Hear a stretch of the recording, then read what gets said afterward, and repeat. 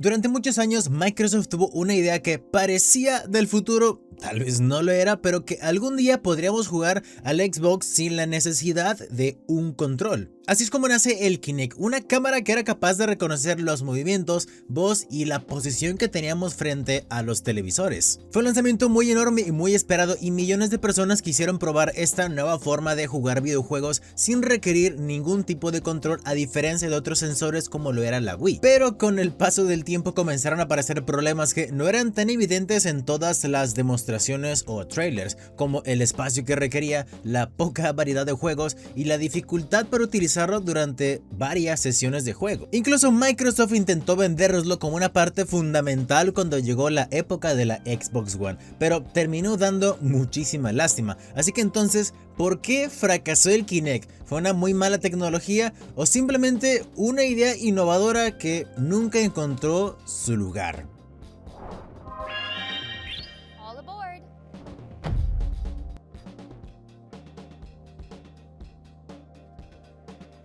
A finales de los años 2000, Microsoft tenía un problema muy interesante, y es que Nintendo había conseguido que millones de personas jugaran con la Wii, incluso gente que normalmente no jugaba o compraba videojuegos. Esto era de una forma muy sencilla: hacer que el jugador interactuara físicamente con lo que ocurre en pantalla, y Microsoft quería conseguir algo parecido, pero intentar llevarlo todavía más lejos. Así que en 2009 se presentó el Proyecto Natal, una tecnología que después conoceríamos renombrada como el sensor Kinect, una propuesta que era impresionante para la época, con una cámara capaz de reconocer los movimientos del cuerpo, detectar voces y permitir que el jugador pudiera controlar la consola sin tener nada en las manos. La idea llamó demasiado la atención porque no parecía simplemente otro accesorio de la Xbox 360 como lo era una diadema, un teclado, etc. Así que Microsoft lo presentó como una nueva forma de interactuar con los videojuegos, una nueva forma de jugar donde ya no tendrías que aprenderte todos los botones ni explicarle a alguien cómo sostener un control.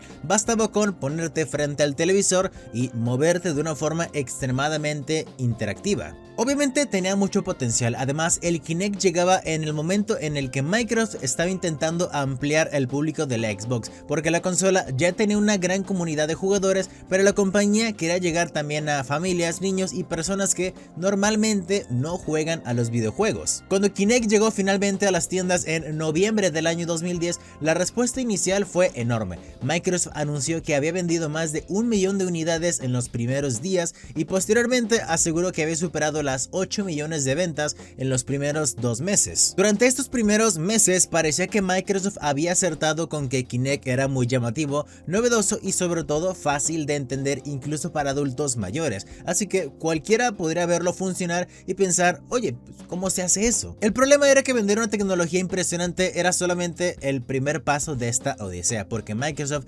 todavía tenía que demostrar que aquello realmente podía convertirse en una mejor forma de jugar videojuegos. Porque una cosa era sorprender a alguien durante 5 minutos frente a una demostración, y otra muy diferente era conseguir que alguien quisiera utilizar el Kinect durante varias horas en su propia casa. Y justamente aquí es donde empezaron a aparecer los problemas que terminarían cambiando por completo la historia del Kinect.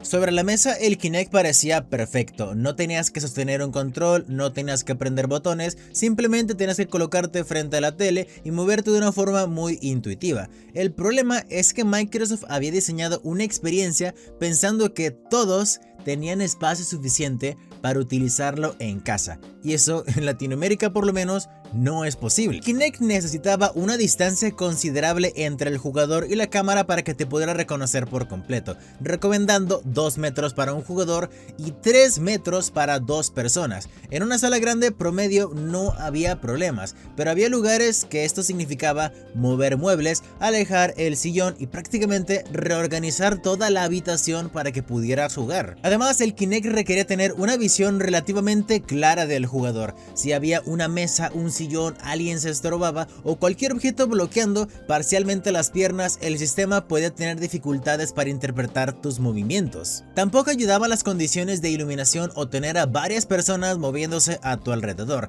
Y aquí parecía una contradicción muy curiosa porque Microsoft había vendido el Kinect como una tecnología que hacía que los videojuegos fueran más accesibles, pero para utilizarlo correctamente tenías que cumplir una serie de condiciones físicas que un control tradicional simplemente no requiere. Con un control solamente te sentabas en el sofá y es momento de jugar, y con el Kinect tenías que levantarte, encontrar un espacio y asegurarte de que la cámara pudiera verte correctamente. Esto volvía todavía más evidente que cuando querías jugar con alguien, la experiencia podía ser divertida, pero tenías que darle todavía más espacio y, dependiendo del juego, estar pendiente de que ambos jugadores permanezcan dentro del campo de visión. Por supuesto, esto no significaba que el Kinect funcionara mal. Cuando todo estaba colocado correctamente, la tecnología podía resultar muy efectiva para una consola del año 2010. El problema era precisamente cuando funcionaba, porque el Kinect funciona mejor en una casa preparada para un Kinect que en una casa normal. Esa diferencia terminó siendo muy importante porque una tecnología destinada para convertirse en una nueva experiencia de juego tiene que ser prácticamente para la mayoría de personas, no solamente impresionante para todas las condiciones específicas. Porque incluso con todas las limitaciones todavía quedaba la pregunta, y era si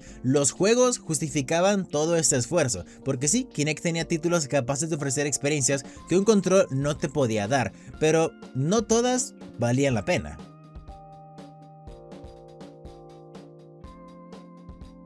A pesar de todos los problemas, sería injusto decir que el Kinect era muy mala idea. De hecho, hubo juegos que demostraron perfectamente por qué la tecnología era muy divertida cuando se utilizaba bajo las condiciones adecuadas y de una manera correcta. Uno de los mejores ejemplos fue Kinect Sports. Utilizaba la cámara para hacer algo parecido al control y jugar fútbol, boxeo, boliche, tenis, y lo interesante era que no tenías que aprender sistemas complicados, simplemente movías el juego e intentabas interpretar lo que estaba haciendo una persona en la vida real. Otro de los grandes éxitos fue Just Dance, que aprovechaba el Kinect para convertirse todo en una pista de baile, y aquí la ausencia de un control tenía todo el sentido del mundo, porque un control mientras intentabas bailar, eso era muy absurdo, pero también existieron propuestas interesantes que utilizaban la cámara para hacer ejercicios y rutinas físicas para adultos mayores. El problema era que estas experiencias tenían algo en común, y es que funcionaban especialmente bien durante sesiones cortas o cuando había otras personas contigo.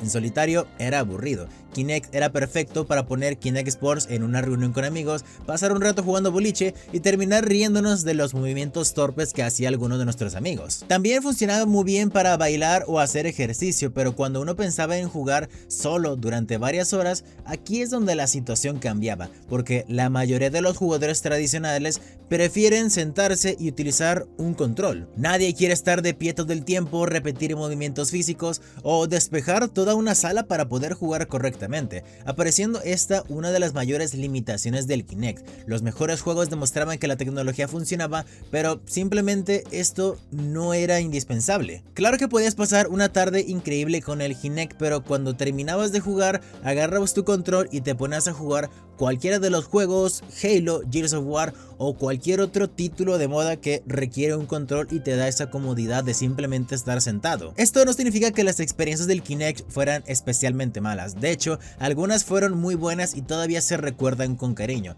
He ahí el ejemplo de Kinect Sports. El problema era que Microsoft necesitaba algo más difícil, que era conseguir que alguien pensara quiero jugar con el Kinect siempre, y no simplemente fue divertido jugarlo así, hora de empolvarlo por varios meses. Y esta era una diferencia que terminaría siendo fundamental para entender por qué el Kinect nunca se convirtió en el futuro de la Xbox.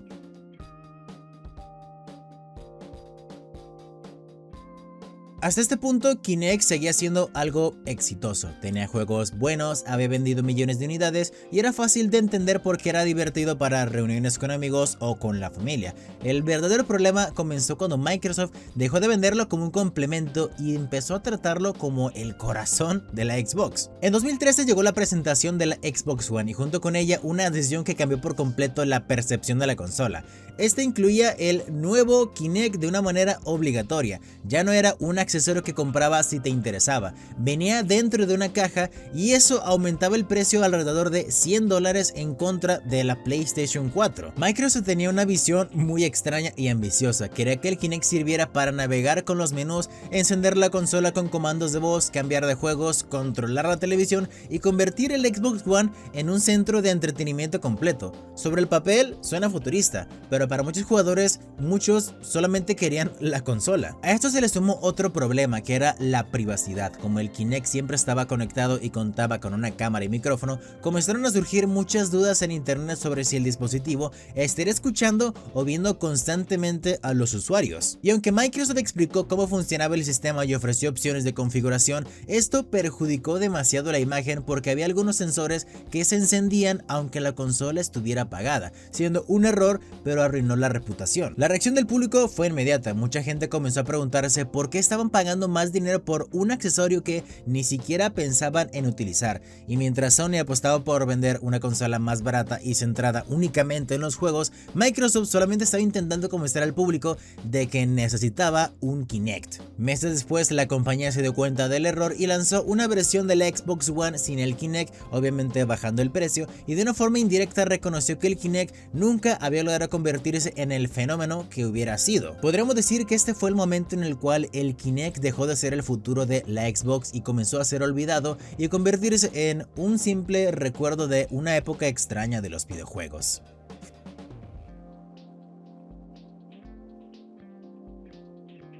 Después de todo esto, es fácil ver hacia atrás y pensar que el Kinect simplemente era una mala idea, pero la realidad es más interesante. La tecnología funcionaba, tuvo juegos divertidos y vendió muchas unidades. El problema fue que nunca encontró un lugar realmente importante dentro de la rutina de alguien que está acostumbrado a utilizar un mando. Kinect terminó atrapado entre dos públicos, que eran personas que no juegan videojuegos normalmente, siendo una manera sencilla y divertida de acercarse a una Xbox. No tienes que aprenderte botones, podías jugar cualquier juego de una forma casi inmediatamente, pero para el jugador habitual, Kinect no solucionaba un problema que ya existiera.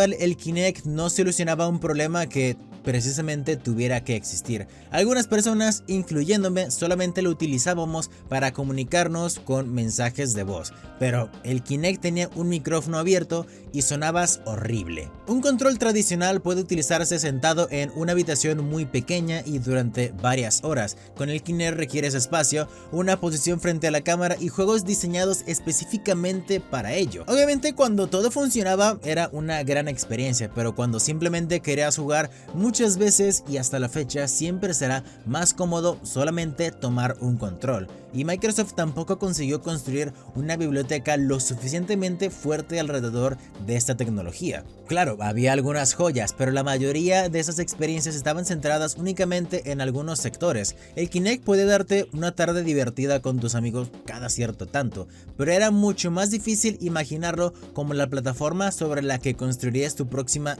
gran aventura. Después vino la Xbox One con la decisión de hacerlo obligatorio. La reacción fue negativa y finalmente abandonó todo el poco progreso que le pudiera quedar en la industria. Microsoft dejó de incluir el Kinect de la consola y años después incluso descontinuó el adaptador necesario para utilizar el Kinect en Xbox One. Para 2017 la producción del Kinect ya había terminado y lo más extraño es que el Kinect realmente no desapareció. Ya no existe como tal, pero la tecnología continúa utilizándose en otras áreas de Microsoft como la realidad aumentada, la robótica y sistemas de reconocimiento de movimiento. La idea de un sensor no era inútil, simplemente nunca encontró un lugar dentro de la industria. El Kinect no fracasó porque fuera incapaz de hacer lo que prometía. Fracasó porque hacerlo no era suficiente para convencer a la gente de que necesitaban tenerlo.